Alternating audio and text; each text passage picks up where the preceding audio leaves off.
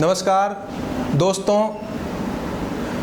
अपने हौसलों को कभी ये न दिखाएं कि आपकी कठिनाइयाँ कितनी बड़ी है, बल्कि अपनी कठिनाइयों को ये बताएं कि आपके हौसले कितने बड़े हैं। जी हाँ, क्योंकि किसी भी इंसान की कठिनाइयाँ उनके हौसलों से बड़ी नहीं हो सकती और यही सच साबित करके दिखाया है हमारी इसी श्री राम कोचिंग की दो उन छात्राओं ने जिन्होंने राजस्थान प्रशासनिक सेवा RAS 2013 में सर्वोच्च रैंक प्राप्त की है और आज उन्हीं से आपको हम रूबरू करवाने जा रहे हैं। और उसमें से एक है सविता कुमारी जो हनुमानगढ़ के नोहर तहसील की रहने वाली है और दूसरी है कविता कुमारी जो सीकर के फतेहपुर के रहने वाली है।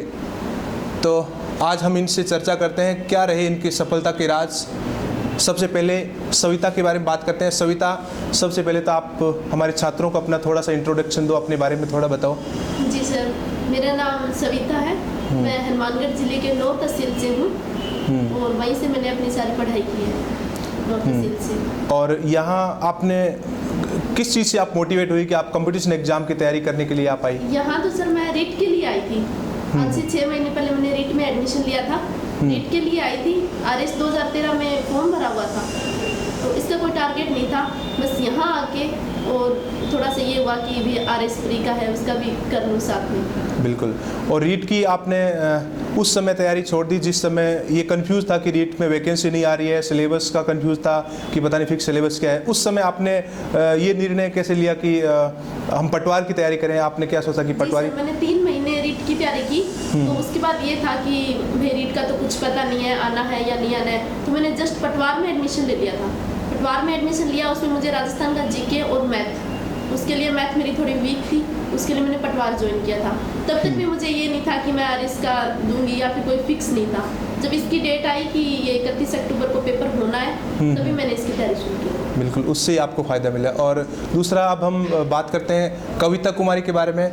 कविता फतेहपुर से है और कविता ज़रा अपना इंट्रोडक्शन दें। जी, मैं कविता कुमारी फतेहपुर की हूँ, जिला सीकर से, और मैं यहाँ पटवार में एडमिशन लिया था जुलाई में।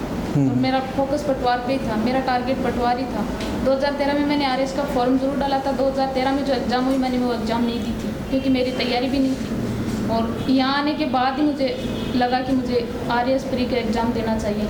अच्छा, आपने जिस समय RAS का फॉर्म डाला था उस समय आपने कोई फोकस नहीं किया, मतलब RAS के ऊपर? नहीं किया RAS। और पटवार की आपने तैयारी कर दी और पटवार की तैयारी से ही आपका ये RAS प्री हुआ है। दोस्तों, जब हम तैयारी करते हैं और उस दौरान हमें लगता है कि बहुत ज़्यादा टफ है, बहुत बड़ी चुनौती है, लेकिन हम शुरुआत कर देते हैं तैयारी की और उसके बाद में एक हौसला, एक कॉन्फिडेंस आता है कि नहीं, अब हम कर सकते हैं। ये बड़े हाई लेवल के जो एग्ज़ाम होते हैं वो भी हमारे लिए आसान हो जाते हैं जब हमारे अंदर डेडिकेशन होता है।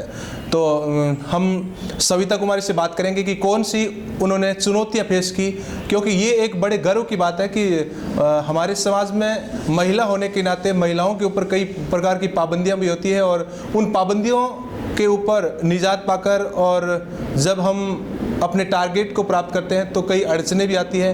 तो कौन कौन सी चुनौती इन्होंने फेस की, सविता ज़रा आप बताएं, किस प्रकार की समस्याएं आपके समक्ष आई और उनसे आप कैसे निपटी? जी सर, सबसे पहले तो घर से निकलना ही बड़ा मुश्किल है सर। वैसे भी मैं तो अल्पसंख्यक से हूँ, मुस्लिम परिवार से हूँ और हमारे तो बिल्कुल बाहर जाना मना है। तो सबसे पहले मैं कहती हूँ कि मेरे परिवार का, ससुराल वालों का और फैमिली का बहुत बहुत धन्यवाद कि उन्होंने मुझे बहुत सपोर्ट किया। हस्बैंड ने मुझे बहुत सपोर्ट किया कि कर सकती हो, बाहर निकलो, इतनी छूट दी। और यहाँ मैं यहाँ से पहले हनुमानगढ़ में थी। हनुमानगढ़ में मैंने 4-5 महीने तैयारी की थी, वहाँ से मैं सीधे सीकर यहीं श्री राम में और यहीं 6-7 महीने से कंटिन्यू। बिल्कुल दोस्तों, अगर घर वालों को ये विश्वास होता है कि नहीं, बच्ची के अंदर कुछ क्षमता है, जिज्ञासा है, तो घर वाले किसी भी बच्चे के घर वाले कोऑपरेट करते हैं, ऐसी कोई बात नहीं है। लेकिन वो हमें थोड़ा सा उनको दिखाना पड़ता है करके कि हम कर सकते हैं और उनको विश्वास भी दिलाना पड़ता है।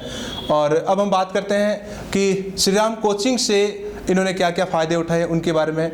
कविता, ज़रा आप ये बताएं कि आपको इस कोचिंग से क्या क्या फ़ायदे मिले जिसके कारण आपकी सफलता और सुनिश्चित हो गई? सर, जब मैं इस कोचिंग में आई थी तब मैं 0 पे थी, ये समझ लो। मैंने 0 से स्टार्ट किया और यहाँ की DTS जो मिलते हैं वो डेली याद कर लो, वही बहुत साथ देते हैं एग्जाम में। और जब मैं यहाँ आई थी तब मैंने पहला टेस्ट दिया था, वीकली टेस्ट, उसमें मेरे पटवार में भी 52% बने थे। वहाँ से मैंने स्टार्ट किया और उसके बाद वीकली टेस्ट तो मैंने एक भी नहीं छोड़ा। मतलब पटवार में आपके 52% बने शुरुआत में, और हाईएस्ट कितने तक बनाए आपने? 90 तक बन गए। 90 तक हाईएस्ट बनाए। ये बहुत अच्छी बात है कि जब हम शुरुआत करते हैं तो बहुत कम परसेंटेज रहते हैं, उस समय कई स्टूडेंट मायूस हो जाते हैं और कई उसी को एक चुनौती के रूप में लेते हैं और वहाँ से फिर आगे की शुरुआत करते हैं, कमज़ोरियों की समीक्षा करते हैं और फिर आगे बढ़ते हैं। सविता, ज़रा आप बताएं कि आपको क्या क्या फ़ायदे मिले कोचिंग से? जी सर, मैं रिट का जैसे डेली जो DTS मिलते हैं वो पढ़ती थी।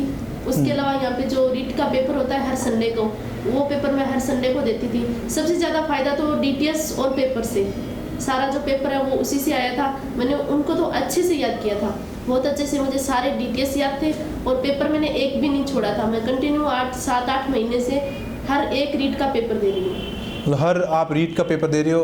दूसरा, बहुत अच्छी बात बताई आपने, हमें भी बहुत बड़ा हौसला दिया कि हम जो यहाँ पर मेहनत कर रहे हैं, हम DTS तैयार कर रहे हैं, हम वीकली टेस्ट जो तैयार कर रहे हैं और हम करंट अफेयर तैयार कर रहे हैं, उनका स्टूडेंट बहुत बेहतर तरीके से फ़ायदा उठाते हैं और उनमें से बाहर इन्होंने कुछ भी तैयारी नहीं की और DTS, क्लास नोट्स और मैथ रीजनिंग की प्रैक्टिस और वीकली जो टेस्ट होता है उसका फ़ायदा उठाकर इन्होंने RS प्री क्लियर किया है। तो ये बहुत बड़े और गर्व की बात है कि हम यहाँ पर जो स्टूडेंट को देते हैं वो बहुत ही अत्यंत अनुकरणीय है और ये इनको फॉलो करना चाहिए और आगे भी बहुत आगे तक हम जा सकते हैं, क्योंकि स्टूडेंट को यहाँ पर एक तो प्रोजेक्टर की क्लासें, डेली DTS और मोटिवेशनल सेमिनार्स आयोजित की जाती है, जिसमें बच्चे को ये बताया जाता है कि सफलता प्राप्त करने के लिए कौन से जो तरीके हैं जिनसे हम और बेहतरीन तरीके से अपना प्रोडक्टिविटी बढ़ा सकते हैं। तो कविता, ज़रा आप ये बताएं कि आप जो ये मेंस की तैयारी करोगी, मेंस की तैयारी में आपने कुछ रणनीति बनाई होगी,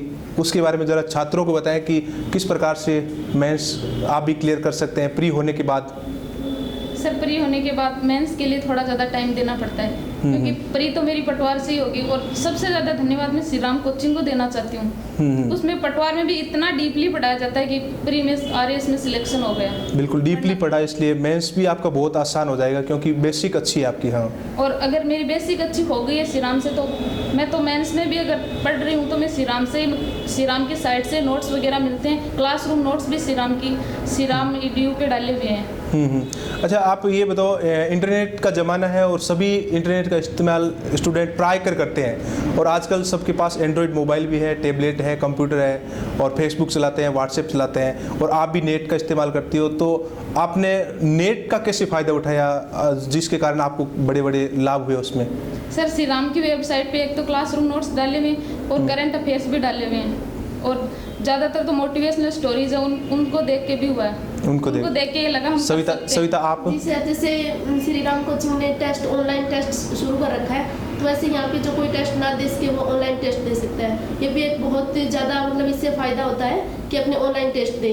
इसके अलावा जो करंट अफेयर का पेज होता है वो सर पूरा का पूरा डालते हैं और RS में भी जितने भी करंट अफेयर के क्वेश्चन थे वो सारे उसी पेज में से थे, उसी पे है, सारे के सारे उसी पेज में से थे।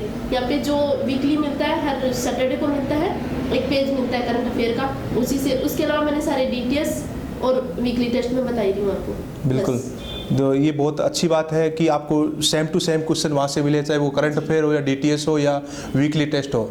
अब हम सविता आपसे ये जानना चाहेंगे कि जो स्टूडेंट अब तैयारी कर रहे हैं वो प्राय कर मायूस हो जाते हैं और वो ये सोचते हैं कि पता नहीं बहुत ज़्यादा भीड़ है, हम कहाँ पर हैं, सिलेबस बहुत बड़ा है और फॉर्म भरने वालों की संख्या लाखों में है। तो आपने उन लाखों की भीड़ में से बिल्कुल सिलेक्टेड स्टूडेंट के बीच में अपना स्थान बनाया है, तो उन स्टूडेंट को आप क्या संदेश देना चाहती है कि वो भी आए? आजकल के जो स्टूडेंट है वो मायूस हो जाते हैं और ये नहीं है, मैं भी मायूस मैं भी हो जाती हूँ जब कोई भी रिजल्ट आता है, तो लेकिन मैं एक ही बात कहूँगी कि मायूस तो बिल्कुल ना हो और जो अपनी स्टडी है उसको स्मार्ट तरीके से, हमारे यहाँ पे यही बताया जाता है कि स्मार्ट स्टडी करो, बस यही। और ये है कि अपना जो है वो कंटिन्यूटी बहुत ज़रूरी है, पढ़ने में जो है वो कंटिन्यूटी बहुत ज़रूरी है। जितना भी पढ़ो उसको इतना डीपली पढ़ो कि उसमें से क्वेश्चन है वो खुद बनाओ कि हाँ मतलब पेपर में मेरे से क्या क्वेश्चन पूछ सकते हैं, उसमें क्या क्वेश्चन आ सकता है, और जितना भी पढ़ो उसको इतना डीपली पढ़ो कि उसमें से कुछ नहीं छूटना चाहिए। बिल्कुल, खुद को एक जिज्ञासा होनी चाहिए क्वेश्चन बनाने की, और ये बहुत अच्छा है। और कविता, ज़रा आप स्टूडेंट को एक संदेश देगी जो कि स्टूडेंट आपको सुनने के लिए बिल्कुल तैयार बैठे हैं और विशेष रूप से गर्ल्स, लड़कियां, और उनको आप क्या संदेश देना चाहती है कि कैसे तैयारी करें, कैसे पढ़ें, कितना घंटा पढ़ें, और इस क्लास का मैटर का और कोचिंग में जो DTS वगैरह मिलता है उनका कैसे कैसे फ़ायदा उठाएं, ज़रा बताओ। सर मैं तो यही कहना चाहूँगी, हम जितना पढ़ते हैं चाहे ज़्यादा मत पढ़ो, कम पढ़ो, लेकिन जो पढ़ते हैं वो पूरा क्लियर होना चाहिए। ज़्यादा टॉपिक ना ले, चाहे एक टॉपिक ही पढ़ें, लेकिन जो पढ़ रहे हैं वो पूरा डीपली क्लियर होना चाहिए। बिल्कुल, एक जो टॉपिक हम करते हैं हाँ, वो गलत ना हो अपना, उसको बिल्कुल अच्छी तरह से तैयार कर लेना चाहिए। तैयारी पीछे पढ़ने से नहीं होती, तैयारी रेगुलरिटी मांगती है। हम जितना रेगुलर रहेंगे तैयारी उतनी अच्छी होगी। बिल्कुल रेगुलर हमें तैयारी करनी चाहिए। तो दोस्तों, ये थी हमारी इस कोचिंग श्री राम कोचिंग की 2 छात्राएं, कविता कुमारी और सविता, और इन्होंने वो करके दिखाया है जो आम तौर पर स्टूडेंट अपने लक्ष्य से भटक कर किनारा कर लेते हैं और मायूस हो जाते हैं कि यार ये नहीं होगा, बहुत ज़्यादा है, बहुत बड़ी चुनौती है। तो ये कभी भी दिमाग पर नहीं रखना है कि चुनौती बड़ी है, प्रॉब्लम बड़ी है। समस्याओं के बारे में न सोचकर उसकी पॉजिटिविटी देखें, इसके परिणाम और हमारी मेहनत और कहाँ कमियां रही है, कमियों को सुधारने का प्रयास करें और सफलता सुनिश्चित है, हम कर सकते हैं। ये हमारे अंदर एक जिज्ञासा होनी चाहिए। तो हम बहुत बहुत धन्यवाद करना चाहते हैं इन दोनों छात्राओं का, कविता कुमारी और सविता, आपको बहुत बहुत धन्यवाद। आप श्री राम कोचिंग में अपना कीमती समय निकाल कर आई और हम चाहते हैं कि जीवन में और आप उन्नति करें और इस समाज को और अच्छा संदेश दें, समाज और देश का विकास हो। Sir, thank you. हमारी तरफ से भी श्री राम कोचिंग को बहुत बहुत धन्यवाद, इनके सहयोग से ये हो पाया, और डायरेक्टर सर सुभाष मील जी को भी बहुत बहुत धन्यवाद। Thank you. थैंक तो यू। बहुत धन्यवाद सर श्री राम की अनुभवी टीम को, डायरेक्टर सर को। Thank you. Thank you.